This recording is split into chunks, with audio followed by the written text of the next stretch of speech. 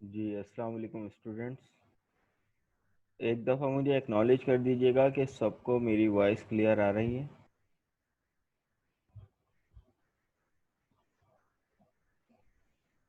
चलो गुड है, ठीक है।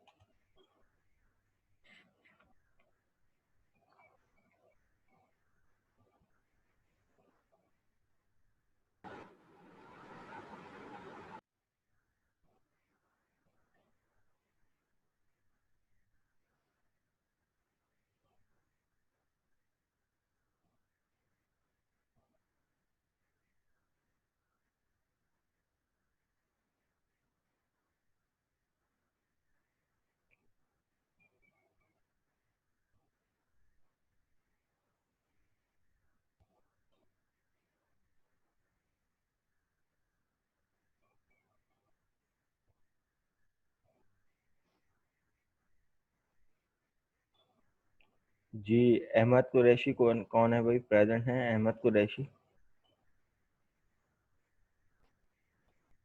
चलें जी। बाबर काशिफ, हैज़म अली, सकते हैं जी जनाब, वॉइस पे पढ़ लें। हैज़म अली में से नंबर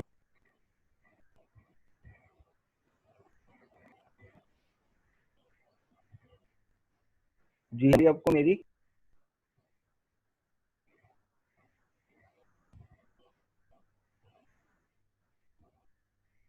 जवाब दीजिए जनाब। चलो ठीक है, तुम चैट पे ही जवाब दे दो फिर, माइक का मसला है। ये तुम्हारे मिसिंग क्यों आ रही है? लैब नंबर 7 और असाइनमेंट।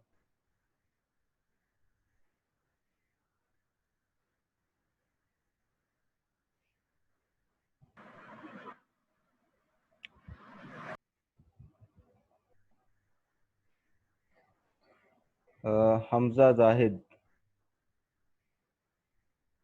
ये कौन है हमजा जाहिद?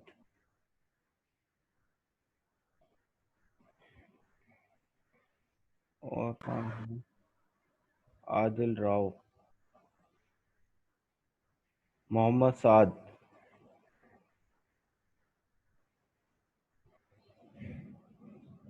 जी मोहम्मद साद।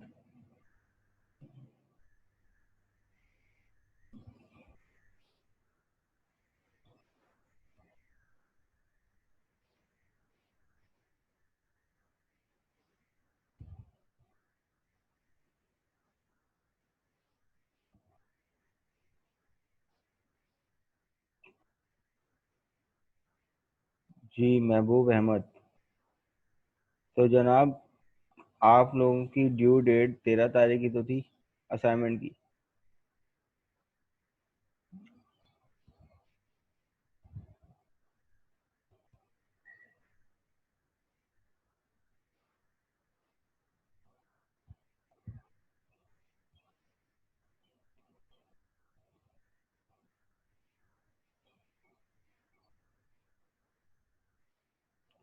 तो मुझे रिमाइंड तो करा देते, मेरे जहन से निकल गया होगा कि एलएमएस से भी बढ़ा देता डेट।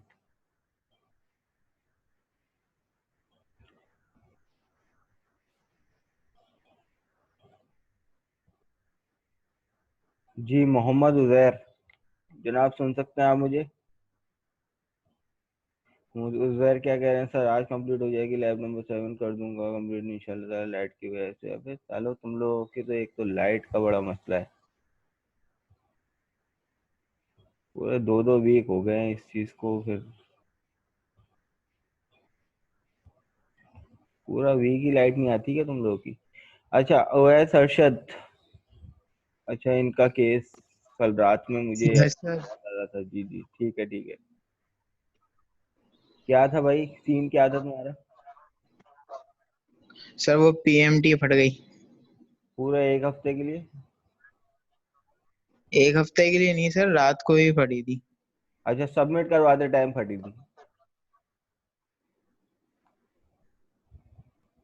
नहीं नहीं, सबमिट कराते टाइम नहीं, 10:30 बजे तक हुआ था ये। अब करना तो था, रहता तो था ही, ऐसा नहीं है कि तो बना अब हुआ ही था, तो रहता तो अब था ही। क्या सबमिशन नहीं हुई आपकी? क्या चक्कर है? सर रात को 3 बजे तक आई थी। अब वो, मैं फिर सो गया था, अभी क्लास लेने के लिए उठा हूँ। हम्म। लैब 7 तो हो गई है, फाइल बनानी है बस। बाकी असाइनमेंट के 2 क्वेश्चन रहते हैं, वो करके फिर करेंगे सर, आज ही हो जाएगा। भाई जिनके जो जो इश्यूज हैं वो इस वीक तक के निपटा लो, पेपर हैं फिर। पेपर के दौरान चेकिंग स्टार्ट हो जाएगी। फिर नहीं कहना कि भाई मार्क्स कट गए, ये कट गए, वो कट गए। फिर सबका कटेगा। सही है। तो इस वीक के अंदर अंदर सारी चीज़ें सॉर्ट आउट कर लो। संडे तक का मजीद टाइम है तुम लोगों के पास। मंडे से फिर तुम लोग पेपर में बिजी हो जाओगे। तो निपटा लो भाई इन चीज़ों को सारी।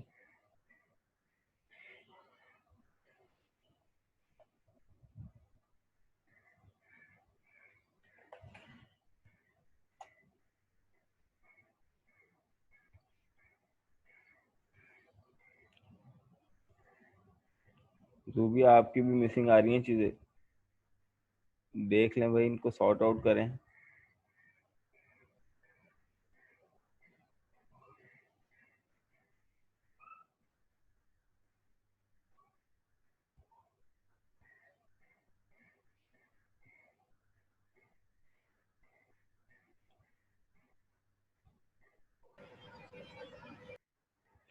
जी जनाब, मैंने आप लोगों को पहले ही अर्ज कर दिया था कि फाइनल लैब टेस्ट और assignment, not lab exercise task, assignment, ये सब एलएमएस पर भी जमा होंगे और गूगल क्लासरूम पे भी, क्योंकि एलएमएस पे भी पोर्टल बना हुआ है।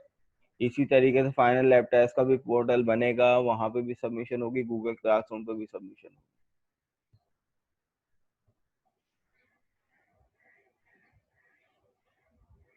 ठीक है भाई।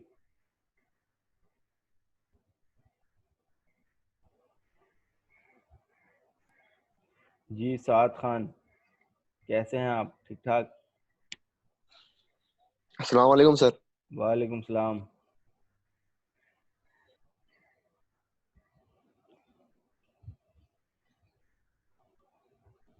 जी अस्सलाम साद। वालेकुम सर।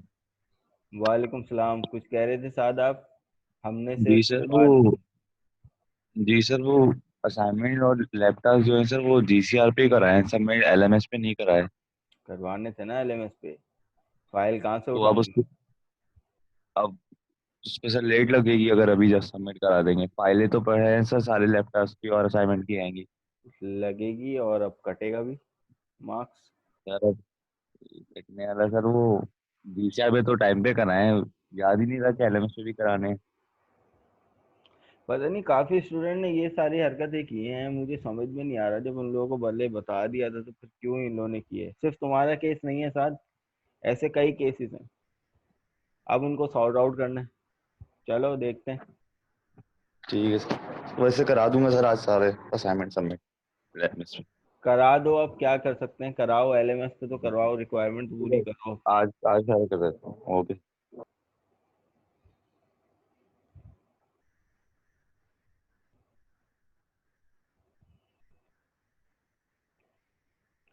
अच्छा, आज कुछ होना था? कुछ होना था क्या सर आज?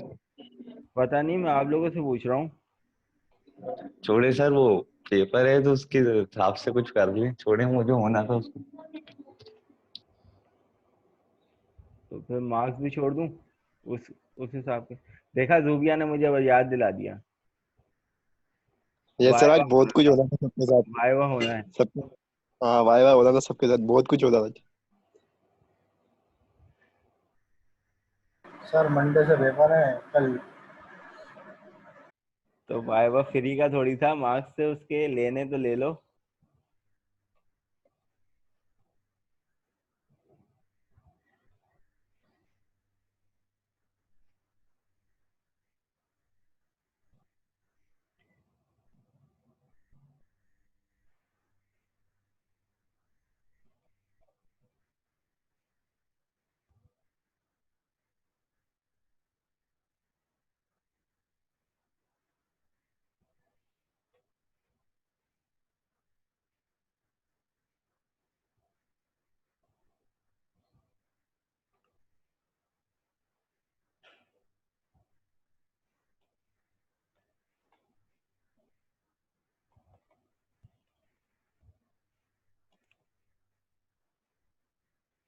अच्छा जी, कुछ मैसेजेस आए हुए हैं। आज ही वाइवा कंडक्ट कर लें सर। चलें देखते हैं क्या हो सकता है। तो यहाँ पर आ जाएगा एम्प्लॉय नेम, यहाँ पर आ जाएगा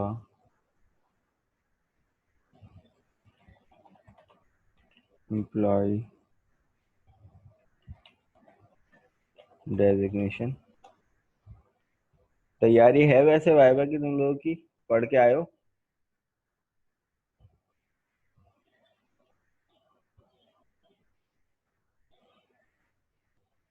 बेसिक सैलरी,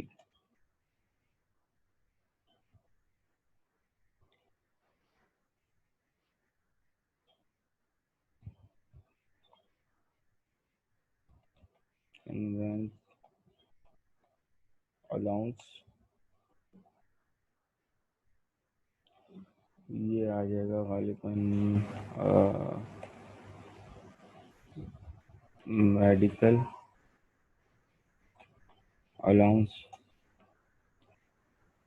और इसको कर लेते हैं हाउस रेंट। ये आ जाएगी ग्रॉस सैलरी, सैलरी, और ये आ जाएगा इनकम टैक्स,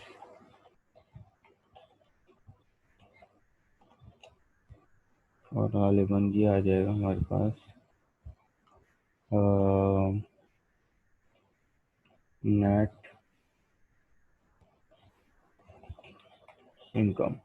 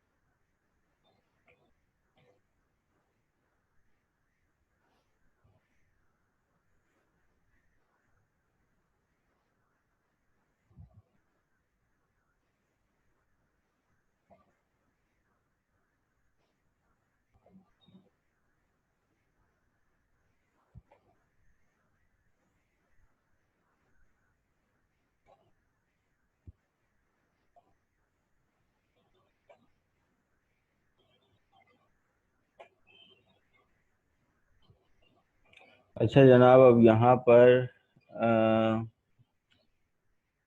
अच्छा मोहम्मद सुल्तान क्या कह रहे हैं भाई? सर वाइवा नाले प्लीज, असाइनमेंट में बिजी थे, प्रिपरेशन नहीं कर पाए। सर मेरे पास लैब सबमिट का ऑप्शन नहीं आ रहा है एलएमएस पे। लैब सबमिट थोड़ी करवानी है, असाइनमेंट का ऑप्शन आएगा अगर आएगा तो। लैब टास्क थोड़ी एलएमएस पे सबमिट होते हैं, वो तो जीसीआर पे सबमिट होंगे। एक्सक्यूज मी सर, जी जनाब। पहली बात कर रहा हूँ जी जनाब।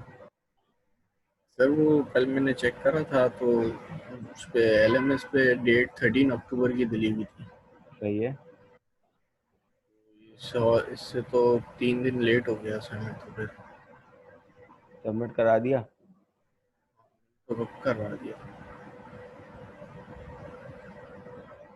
मुझे आप लोग रिमाइंड करा दे। दरअसल पता है मेरे जहन में, खुद भी इतना मसरूफ था कि मेरे जहन से निकल गया कि एलएमएस से भी जो है ना वो अपडेट करना था। तो आप लोग ऐसे में रिमाइंड मुझे करा दिया करो।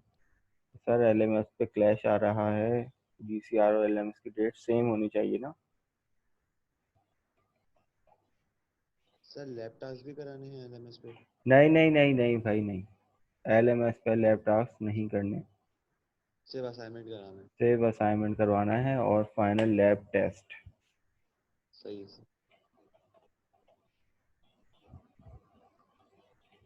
अच्छा, यहाँ पर ये आ जाएगा ग्रॉस अंडरस्कोर और ये आ जाएगा, ओहो उसको कन्वेंस करना था ना,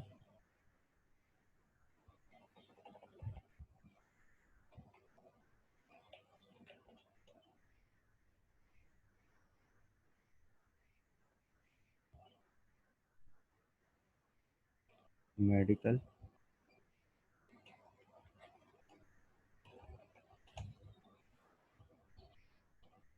हाउस रेंट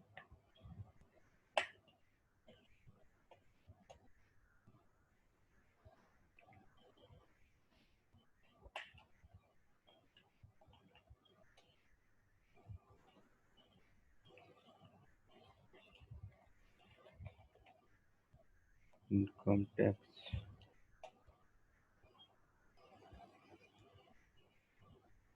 और ये आ जाएगी नेट इनकम। अच्छा जनाब, आप लोगों के सामने जो है वो एक यूज़र इंटरफेस है और उसकी हेडिंग हम लोगों ने जो दी है वो क्या है, एक पेरोल सिस्टम है। पेरोल के बारे में कुछ लोगों को आइडिया होगा, हर ऑर्गेनाइजेशन में इसका एक डिपार्टमेंट होता है। जी जनाब, कोई बताएगा क्या होता है ये पेरोल सिस्टम?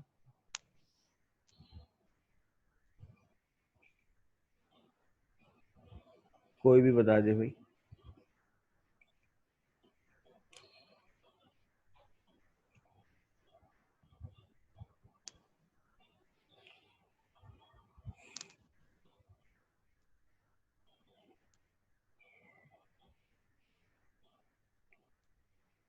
अच्छा जनाब देखो, आप लोगों के सामने जो है वो एक क्वेश्चन रखते हैं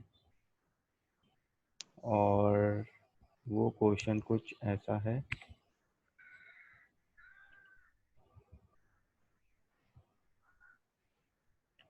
एम्प्लॉय सैलरी कैलकुलेशन, हाँ बिल्कुल ठीक है, ऐसा ही होता है पेरोल में। देखो, पेरोल हर ऑर्गेनाइजेशन का एक डिपार्टमेंट होता है जिसमें जितने भी स्टाफ ऑर्गेनाइजेशन में होते हैं उन सब की सैलरी का चेक एंड सैलरी की कैलकुलेशन बेसिकली हो रही होती है। चेक एंड बैलेंस क्या है, क्या कमी है, क्या वेशी है, जो भी है वो तमाम चीज़ें अकाउंट वाले करते हैं। लेकिन पेरोल सिस्टम में जो ये होता है कि एक्चुअल उसको पे मिलेगी कितनी, उसको पे सेट कितनी हुई है, कितने कौन कौन सा अलाउंसेस किस किस रेशो पे उसको मिल रहे हैं, ये तमाम चीज़ें पेरोल डिपार्टमेंट में होती हैं। अब यहाँ पर भी हमारे पास एक पेरोल मॉड्यूल बनाने को कहा हुआ है विंडोज फॉर्म पे, और सबसे पहली लाइन पे अगर हम लोग देखते हैं तो यहाँ पर इन्होंने कहा हुआ है कि भाई take input from user age. अब आपने सबसे पहले यूजर से इनपुट लेने हैं, क्या क्या लेने हैं, एम्प्लॉय की आईडी लेनी है, एम्प्लॉय का नेम लेना है, एम्प्लॉय का डेजिग्नेशन और एम्प्लॉय की बेसिक सैलरी। देखो क्लास, याद रखना, आप लोगों को भी पता होगा, ये बात रिपीट हो रही है उन लोगों के लिए जिनको पता है कि आप किसी भी फर्म में इंशाल्लाह ताला कल को इंटरव्यू देने बैठोगे और आप जो है वो इंटरव्यू को पास कर लोगे तो आपसे एचआर वाला जो है वो सैलरी पूछेगा, हाँ भाई सैलरी कितनी लोगे, डिस्कस कर लें।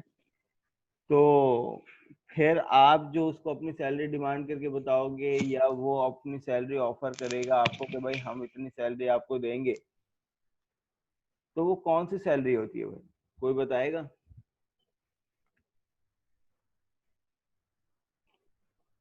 सर बेसिक पे होगी ना? बेसिक पे होती है, ठीक है। वो कौन सी पे होती है? वो बेसिक पे होती है जो आपको वो ऑफर करता है। अब फॉर एग्जांपल साथ किसी फर्म में गया, साथ ने इंटरव्यू देने बैठा, साथ ने पास कर लिया इंटरव्यू और साथ से पूछा कि भाई कितनी सैलरी लोगे, तो साथ ने जो भी बताया होगा तो उन्होंने कहा होगा कि भाई हम इतनी सैलरी दे सकते हैं आपको। अब वो सैलरी फॉर एग्जांपल 40,000 है, सही है, वो सैलरी है 40,000। तो साद ने कहा ठीक है सर, ओके डन, मैं एग्री हूँ इस पे चीज पे, ठीक है भाई डन हो गया, एम्प्लॉयमेंट लेटर मिल गया, ये सब मिल गया। अब देखो वो सैलरी, अब कंपनी में कुछ पॉलिसीज होती हैं कि भाई पेरोल डिपार्टमेंट को पता होती है कि भाई किस किस बंदे की अगर जितनी सैलरी हो तो उस सैलरी के मुताबिक उसको अलाउंसेस दिए जाएं जो कंपनी के फिक्स होते हैं।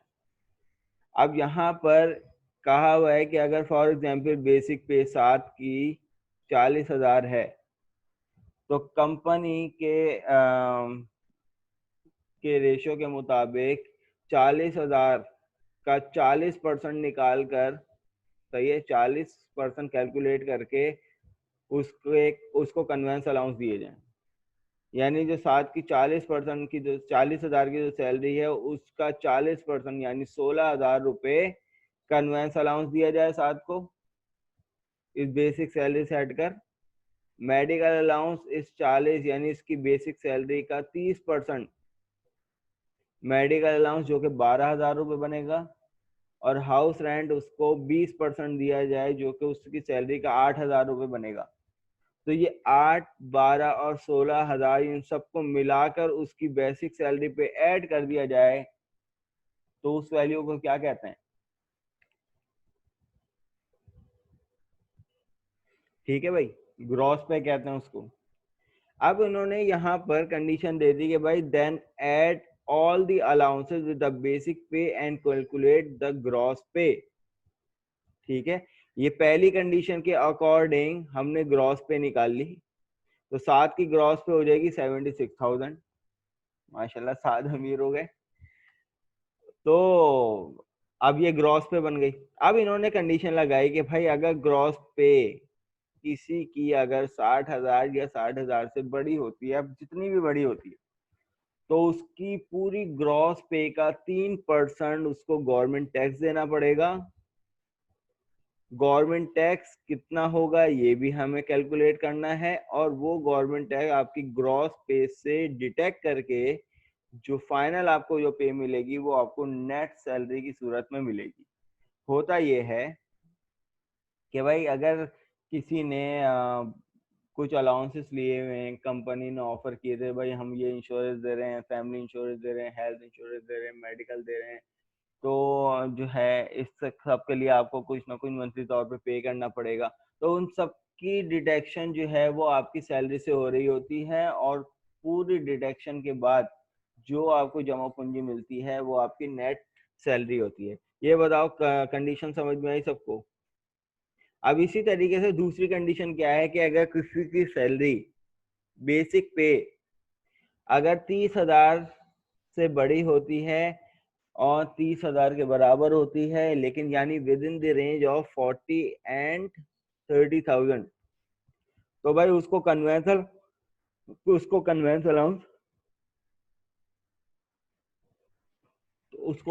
अलाउंस कितना मिलेगा? उसकी बेसिक सैलरी का 35%, मेडिकल 25%, हाउस रेंट 15%, और ये सब मिलाकर उसकी सैलरी पे ऐड कर दिया जाएगा बेसिक पे, तो वो ग्रॉस पे बन जाएगी। अब यहाँ पर देखो ग्रॉस पे की दूसरी कंडीशन, अगर किसी की ग्रॉस पे 60,000 से कम हो, 50,000 से बड़ी हो, यानी 50,000 या 50,000 से बड़ी हो with in the range of 60,000, तो उसकी ग्रॉस पे का 2% उसको इनकम टैक्स देना होगा।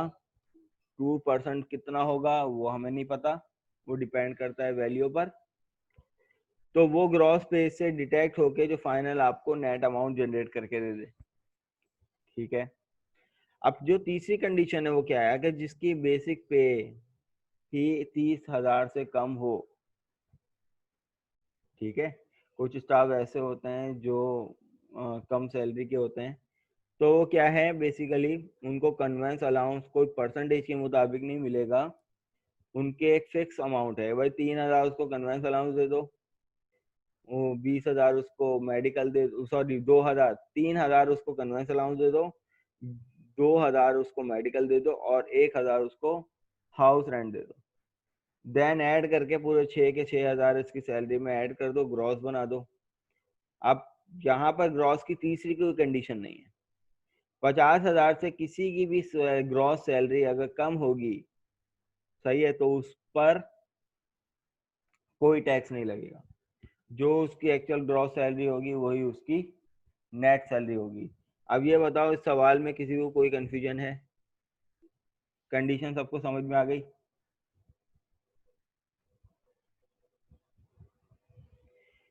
सही है भाई। अब यहाँ पर इसको इम्प्लीमेंट करते हैं, तो यहाँ पर हमने क्या कर लिया कि भाई यूजर से जो इनपुट मांगे हैं वो 4 मांगे, आईडी, एम्प्लॉय, डेजिग्नेशन और बेसिक सैलरी। तो भाई ये मैंने फिर क्यों लिखे? सही है, सवाल ये बनता है ये मैंने क्यों लिखे?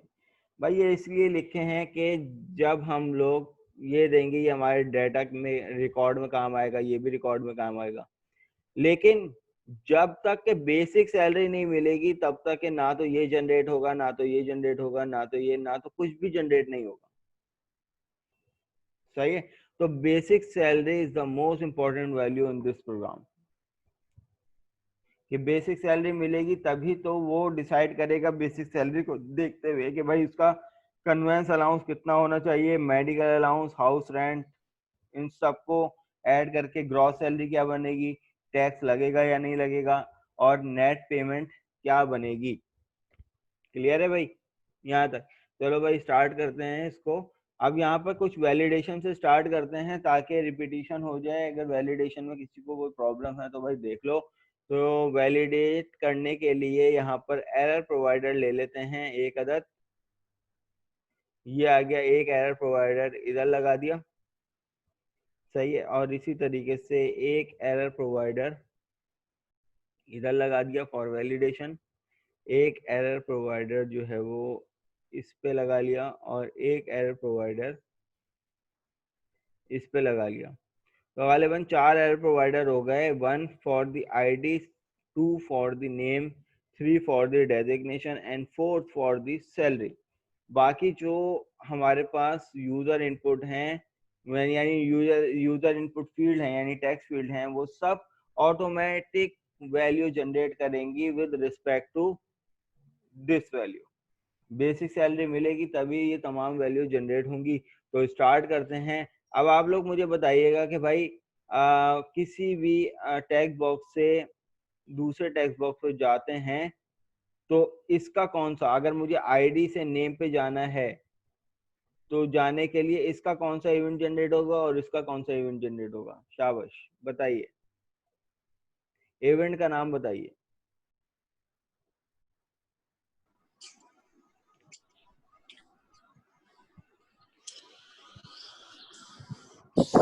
अगर किसी भी फील्ड को रिक्वायर्ड करना है तो कौन से इवेंट पे हम लोग काम करेंगे?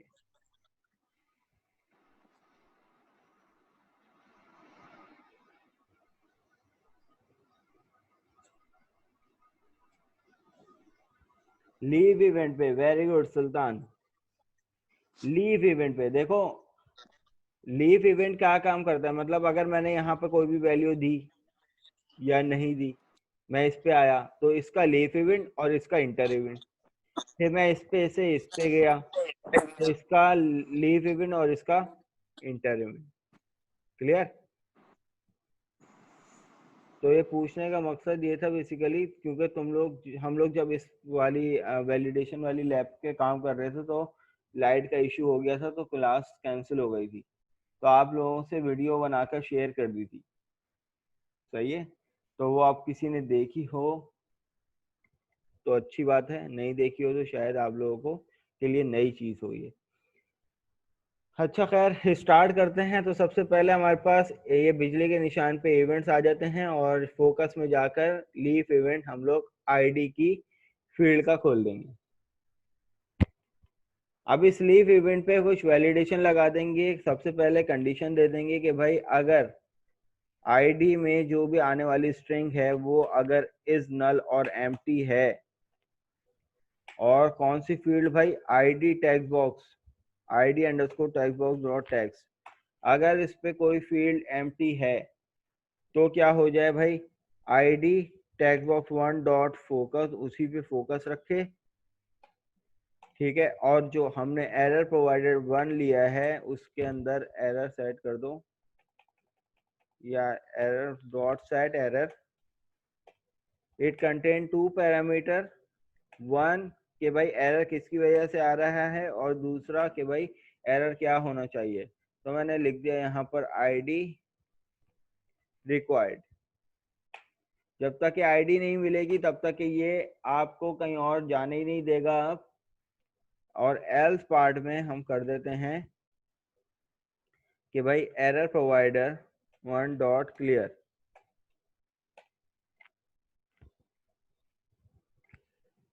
तो अब इससे क्या होगा, अपनी एप्लीकेशन को कंपाइल करके रन करते हैं।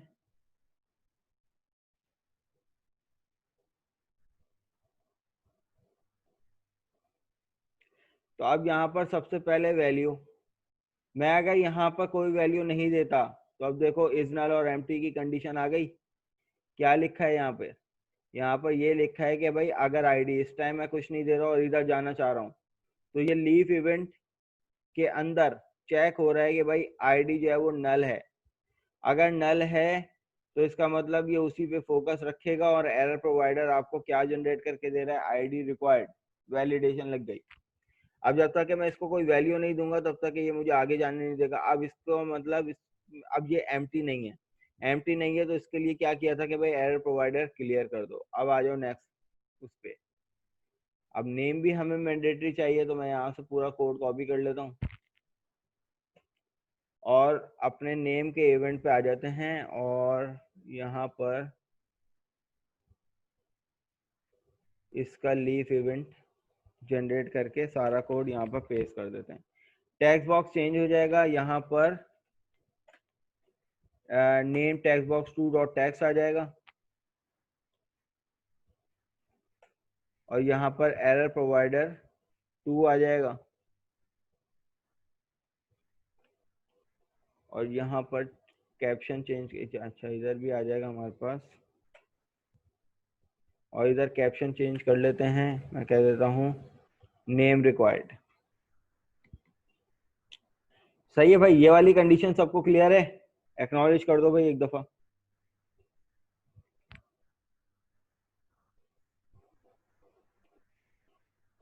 ठीक है जनाब, तो ये हो गया। अब इसी तरीके से इसको भी कंपाइल करके एग्जीक्यूट करते हैं।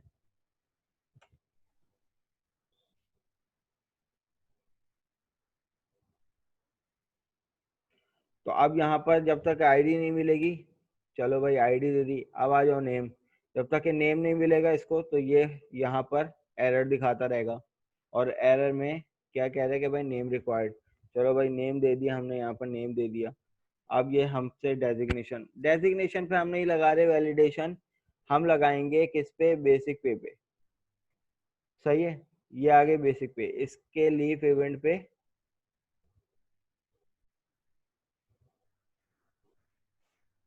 इसके लीफ इवेंट पे जाके हमने ये वाला कोड कॉपी करके पेस्ट कर दिया।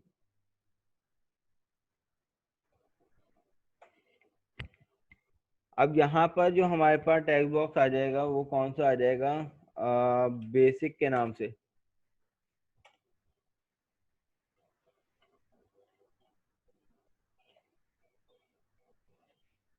ठीक है, और यहाँ पर एरर प्रोवाइडर बेसिक के लिए कौन सा लिया था, 4 लिया था।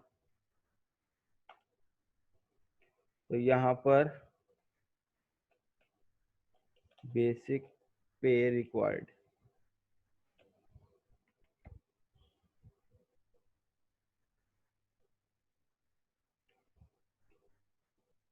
ठीक है जनाब, तो ये हमारे पास वैलिडेशन हो गई।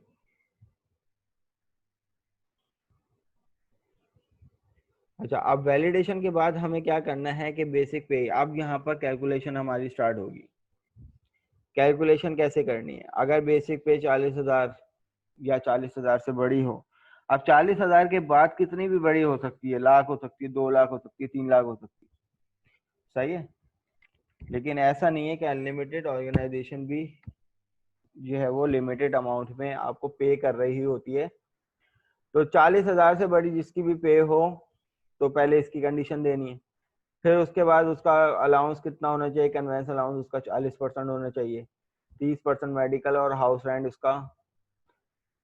तो अब क्लास मैं यहाँ पर, मुझे आप लोग जवाब देना वो कौन सा इवेंट है कि जब मैं यहाँ पर कुछ भी लिखता हूँ, सही है, जब भी मैं यहाँ पर कुछ भी लिखता हूँ XYZ 1 2 3 कुछ भी लिखता हूँ, तो कौन सा इवेंट जनरेट होता है, उस इवेंट का नाम क्या है। किसी भी टेक्स्ट बॉक्स पर अगर हम लोग कोई यूजर इनपुट करते हैं तो कौन सा इवेंट चलता है?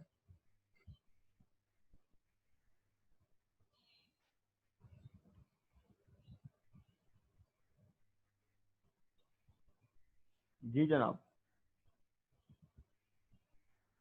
स्ट्रिंग आई गैस नहीं, इवेंट का नाम बताओ। इवेंट, इंटर इवेंट नहीं भाई। इंटर तो इवेंट ये होता है कि ना मैं किसी भी फील्ड पे क्लिक करूं यूजर से इनपुट लेने के लिए, कोई और सा इवेंट चलता है। अगर आप लोगों को याद हो कि लैब नंबर 1 या 2 में मैंने आप लोगों को एक एग्जांपल करवाई थी जिसमें साइन अप पैनल डिजाइन किया था, वहां पे क्या काम हो रहा था? वहां पे एक दो यूजर इनपुट थे, पासवर्ड और रीटाइप पासवर्ड। पासवर्ड में जो भी वैल्यू आ रही थी और रीटाइप में जब तक के वो वैल्यू सेम नहीं होगी तब तक के लेवल में क्या लिखा हुआ आ रहा था? Password doesn't match. लेकिन जैसी वैल्यू मैच हो रही थी तो वहां पे लिखा हुआ आ रहा था पासवर्ड मैच। तो वहां पे वही तो इवेंट पे काम कर रहे थे हम लोग कि भाई टेक्स्ट बॉक्स में रीटाइप पासवर्ड में कुछ लिख रहे थे तो लेबल में वैल्यू डिसाइड हो रही थी आइदर वैलिड और नॉट वैलिड। तो उस इवेंट का नाम था अंडरस्कोर टेक्स्ट चेंज। ठीक है, ये सेशन क्लोज होने वाला है भाई, दोबारा से ज्वाइन कर लेना आप लोग।